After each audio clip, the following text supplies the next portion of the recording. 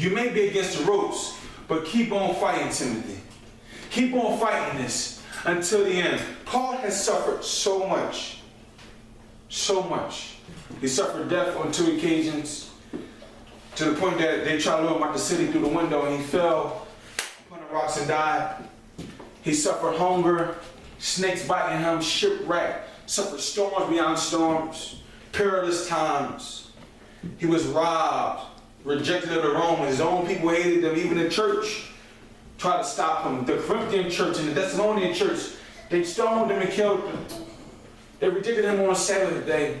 Some of them feared him for they thought he was a liar. All that he faced, he kept on going on. All that he faced, he kept on going on. It was a mental breakdown, an emotional breakdown, a physical breakdown. He says, God, take this from me. But he said, my grace is sufficient for you. My strength is made perfect in your weakness. Paul kept on going on. He kept on going on. He kept on fighting. Most of us want to give up and not to endure. Most of us want to give in and not endure. But endurance is part of our faith. It means not giving up no matter what is going on. He says, I fought the good fight of faith. I have finished the race. I have kept my faith. I know at times I was questioning God, but I kept my faith. I'm that house on the rock that Christ talked about that had the storms come. I kept my faith. I didn't deny him. Many other disciples kept their faith. Many of them endured until the end. Matthew was nailed to a bed and they killed him. Thomas was put in the oven, kicked off the top of the mountain in India.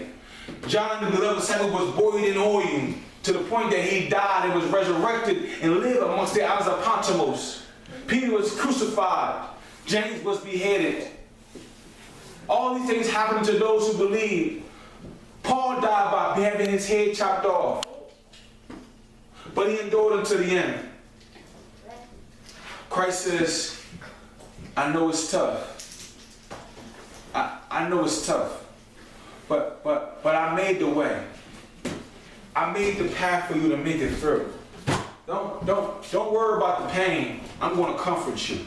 And Paul says there's a crown of righteousness laid up for me. My treasure is in heaven. God says you're going to be blessed after this, and all that you've been through is not going to go in vain. It's not just for a show. It's not to entertain me. It's to make you stronger. To make you stronger.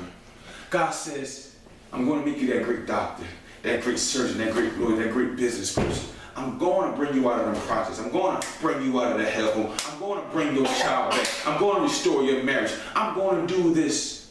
But you got to endure with me for a little while. Because when I do this, and I give it back to you, and I bring it to the light, I need you to be strong enough to hold it, to manage it, to secure it.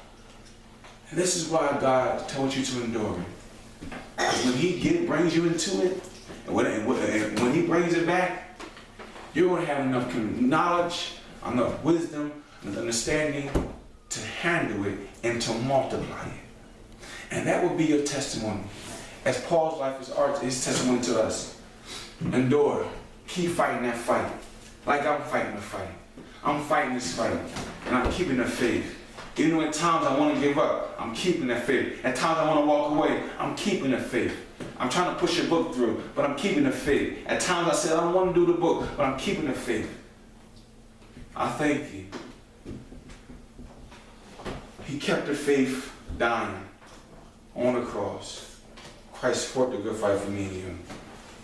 He fought it. He didn't give up. He endured until the end. Because if he had he given up, I wouldn't be able to have redemption and salvation. I wouldn't be able to have my sins forgiven. He did it for you and for me. He loves you enough. Loves you more than enough. Loves you more than your mama, your father, that drug, whatever God you serve. He loves you more than because he became you to redeem you. Not only did he die, but he resurrected. You want to be a believer? Say, Lord Jesus, confessing my sins. I welcome you into my life.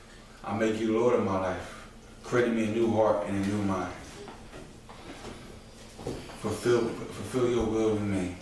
In Jesus Christ's name. Amen. We believe you're part of this great family, and we welcome you to this family. Endure until the end. And watch things change. Watch you become stronger. And I am proof, and so is Paul and Timothy. I'll see you next week.